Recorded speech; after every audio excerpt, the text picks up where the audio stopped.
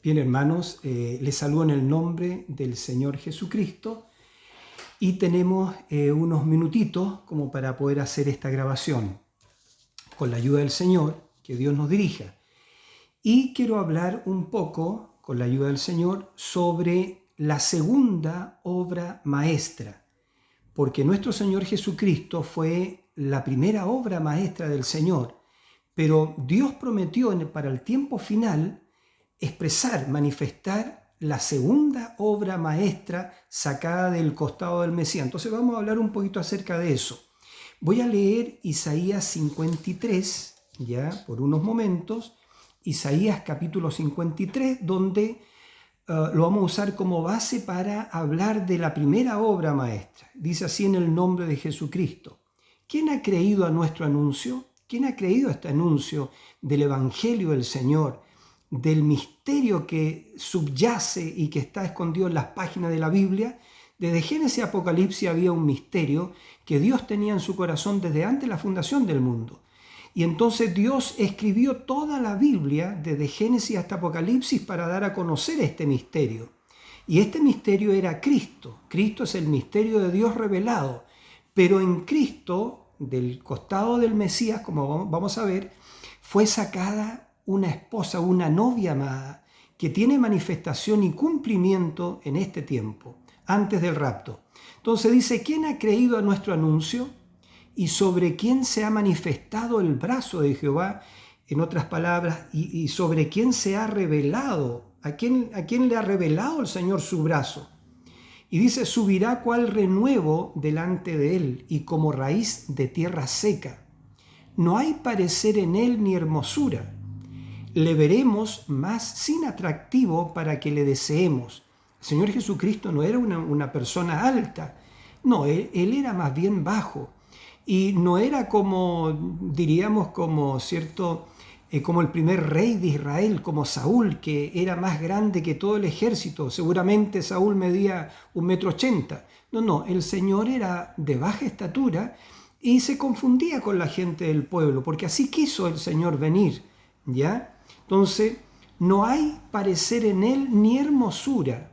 Le veremos más sin atractivo para que le deseemos. O sea, atractivo físico, no había mucho atractivo físico en el Señor, pero jamás, nunca hubo un carácter como de él, el carácter del Rey de Reyes y Señor de Señores, el que lo venció todo, el pecado, el mundo, la carne, el infierno, la tumba, el que lo venció todo. Y esa es la belleza. La verdadera belleza reside en el carácter de un hombre. Y eso es lo que Dios está formando ahora en su novia, pero vamos a llegar. Entonces dice: no hay parecer en él ni hermosura, le veremos más sin atractivo para que le deseemos. Despreciado y desechado entre los hombres. Ya los hombres lo despreciaron, lo desecharon.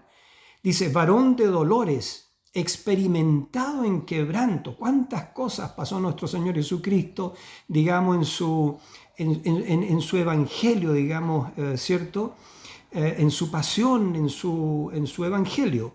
Dice: despreciado y desechado entre los hombres, varón de dolores, experimentado en quebranto, tenía experiencia en ser quebrantado en el quebranto.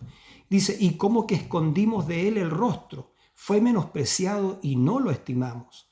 Ciertamente llevó él nuestras enfermedades y sufrió nuestros dolores. Para eso vino el Señor a la tierra, ¿cierto? Para eso se hizo un cuerpo. El Señor creó un cuerpo en el vientre de la Virgen de María y él mismo moró en su plenitud en ese cuerpo. ¿Pero para qué? Para redimirnos. ¿A quiénes? A quienes había conocido desde antes la fundación del mundo, a quienes estábamos en él en la forma de un pensamiento eterno y que hemos sido expresados ahora. Entonces dice: y sufrió nuestros dolores. Él tomó nuestras enfermedades y sufrió nuestros dolores. Dice: y nosotros le tuvimos por azotado, por herido de Dios y abatido. La gente dijo: no, este es un hombre que merece todo eso. La gran mayoría no lo conoció, ¿ve? Dice: mas el herido fue por nuestras rebeliones, molido por nuestros pecados. El castigo de nuestra paz, su paz, mi paz, que tenemos ahora, ¿cierto? Fue sobre él, y por su llaga fuimos nosotros curados. Eso nos debiera hacer a todos nosotros, ¿cierto? Cuando nos aflige una enfermedad, decir, Señor, mirarlo a Él y decir, Señor, por tus llagas fuimos nosotros curados. Y esa enfermedad tendría que irse. Acuérdense, hay una profecía, hay una promesa que esta iglesia, esta segunda obra maestra, la enfermedad huirá de ellos. Ellos tendrán dominio sobre la enfermedad, es decir, ellos pararán las enfermedades, dijo el Espíritu Santo a través del profeta. Ellos pararán las enfermedades, pararán el cáncer. Bueno, dice entonces, y por su llaga fuimos nosotros curados. Ahora, ¿por qué vamos a parar la enfermedad y el cáncer? Porque es Cristo en nosotros la esperanza de gloria. Ahora dice, todos nosotros nos descarriamos como ovejas, cada cual se apartó por su camino, mas Jehová cargó en él el pecado de todos nosotros. Todos nuestros pecados fueron cargados en ese cuerpo, en el cuerpo de nuestro Señor Jesucristo. Y Él con todos los pecados nuestros, los pecados del mundo, cargó esa cruz y fue al Gólgota, fue al Calvario. ¿Por qué? Porque Él iba a dar su vida por nosotros.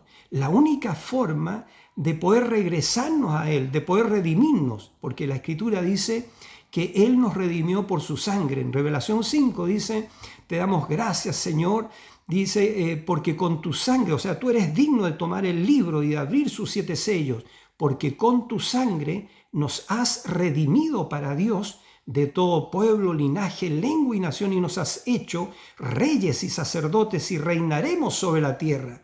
Qué gran privilegio lo que Dios ha hecho por nosotros. Pero cuánto le costó al Señor eso, derramar su propia vida hasta la última gota de su sangre para lavarnos en esa sangre preciosa. Y entonces dice, angustiado él y afligido, no abrió su boca, no reclamó, no hizo nada, no, porque era el Cordero, angustiado él, estaba angustiado el Señor y afligido, no abrió su boca, como cordero fue llevado al matadero, y como oveja delante sus trasquiladores, enmudeció y no abrió su boca. ¿Ve? Cuando el sumo pontífice o ahí esos sacerdotes le preguntaron, dinos tú quién eres, no nos amargues el alma, ¿eres tú el Cristo? ¿Quién eres tú? Y dice que él enmudeció, no abrió su boca delante de los que los trasquilaban, Entonces dice, por cárcel y por juicio fue quitado. ¿Y su generación quién la contará? Porque fue cortado de la tierra de los vivientes, y por la rebelión de mi pueblo fue herido. Y se dispuso con los impíos su sepultura, mas con los ricos fue en su muerte, aunque nunca hizo maldad, ni hubo engaño en su boca. Con todo eso Jehová quiso quebrantarlo, sujetándole a padecimiento. Cuando haya puesto su vida en expiación por el pecado, verá linaje, vivirá por largos días, y la voluntad de Jehová será en su mano prosperada. Verá el fruto de la aflicción de su alma. Usted y yo, ¿quiénes son? ¿Quién es su iglesia? La iglesia desde la primera edad de Éfeso hasta este último tiempo, la última edad de la Odisea y esta edad eterna a la cual estamos entrando, ¿cierto? Somos producto del fruto de la aflicción de su alma.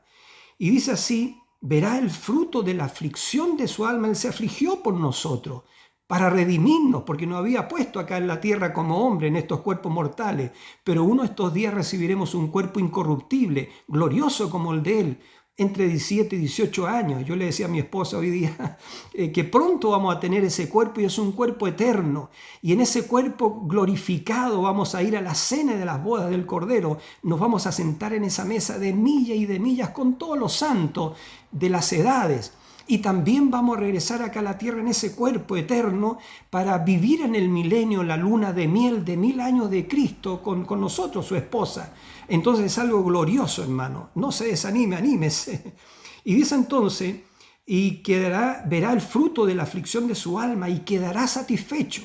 Por su conocimiento justificará mi siervo justo a muchos, no dice a todos, a muchos, ¿ya? Porque, a muchos, y llevará las iniquidades de ellos.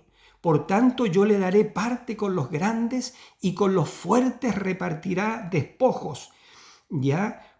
Por cuanto derramó su vida hasta la muerte, y fue contado con los pecadores, habiendo él llevado el pecado de muchos, no de todos, habiendo él llevado el pecado de muchos y orado por los transgresores. Que Dios bendiga su palabra. Entonces, tenemos unos poquitos minutos, pero hablando de la segunda obra maestra, la esposa de Cristo, la segunda obra maestra. Entonces, porque ella fue sacada del costado del Mesías, ¿ya? Entonces, igual como lo fue Eva, Eva fue sacada del costado de Adán. Eva no fue una creación nueva, no, porque Eva era la parte femenina de Adán. Con eso Dios estaba mostrando que muchos siglos más tarde, ¿cierto? El Mesías, él mismo vendría, el Mesías, ¿cierto? Para expiar el pecado, para redimirnos, pero de su costado, cuando él sería herido, él sacaría la parte femenina, el espíritu femenino de él, ¿cierto? Para hacer su iglesia, su novia. Y ahora nosotros estamos en la parte más alta. Entonces nosotros, por eso que estamos recibiendo un reino inconmovible, ¿ya? Entonces, por medio de esta perfecta imagen de Dios, la obra maestra. Cristo fue la obra maestra del Señor. Ya nunca hubo uno como Él. Entonces aún tenemos unos minutitos, sí, es que están golpeando la puerta, pero aún tenemos, digamos, Cristo fue la obra maestra del Señor, de Dios, ¿ya? Él fue el perfecto. Ninguno, digamos, fue perfecto en el Antiguo Testamento. Tenemos al gran Moisés. Él se enojó, él se airó, él rompió las piedras, ¿cierto? La ley que le había dado el Señor. David, el gran rey David, que lo representó a él como el rey rechazado, David cayó por el adulterio. Entonces así, ninguno de ellos del Antiguo Testamento, digamos, pudo realmente vivir esa vida perfecta por medio de toda la palabra de Dios. Porque la Escritura dice, no solamente de pan vivirá el hombre, sino de toda palabra que sale de la boca de Dios. Y Cristo vino, Él fue el perfecto. Nunca hubo alguien tan bello y hermoso en su carácter como Cristo. Él lo venció todo, ese carácter perfecto lo venció todo. Pero ahora, ¿cierto? Ahora Él va a manifestar su iglesia, ¿ya? Ahora en el tiempo, al fin, la parte más alta. Porque Cristo, el rey rechazado, representado en David, ¿cierto? Como el rey rechazado, y también representado en José, ¿cierto? Desechado por sus hermanos, vendido por sus hermanos, ¿cierto? Porque no lo conocían, lo desconocían, así Cristo fue rechazado y fue vendido también. Entonces, pero ahora él fue el tipo de José el rechazado, o David el rey rechazado, y entonces, porque fue un tipo de la piedra de corona. Nunca la pirámide, ustedes saben, hermanos, le fue puesta la piedra de corona. No. ¿Por qué? Porque la corona representó a Cristo, el rey rechazado, o José rechazado por sus hermanos. Pero algún día volvería esa piedra de corona para coronar a la iglesia. Y entonces todo el cuerpo sería resucitado, sería levantado, y Dios lo llevaría a la gloria, a la cena de las bodas del Cordero. Y eso es lo que está sucediendo entonces, porque esta piedra de corona que se va a sentar sobre el edificio, Dios está llamando ahora a los elegidos, los pentecostales, para formar la piedra de corona y para el mismo Dios entrar en la piedra de corona, porque Él es la piedra de corona. Pero esto se fusiona, es Cristo en este último tiempo, ¿cierto? Fusionándose con su novia, con su esposa. Y cuando la novia llega a ser la esposa de Cristo, ella entonces llega a ser la mecánica y la dinámica que hará vivir toda promesa del Nuevo Testamento. Jesús cumplió todo el Antiguo Testamento.